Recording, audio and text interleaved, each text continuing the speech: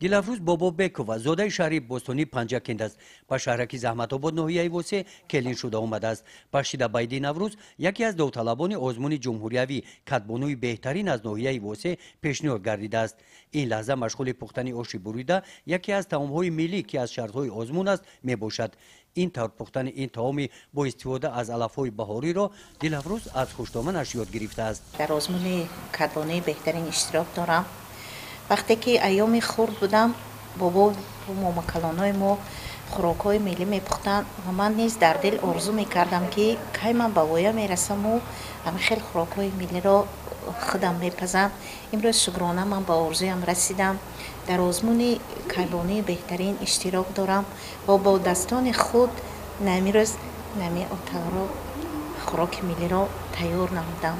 دلافروز کارمند جماعت شهرک شده کار میکند. شکرانه تنجوی آسایشگی دولت نموده در برابر کدبانوگی برای فرزندانش مادری مهربان است و مثل مدینه همه فرزندانش را در روحیه و تندرستی و احترام آوردن به ارزش‌های ملی تربیت نموده است. من خوراک‌های ملی را بسیارتر دوست می‌دارم و می‌خواهم که به مثل مادرم پزنده خوب و ماهر شوم.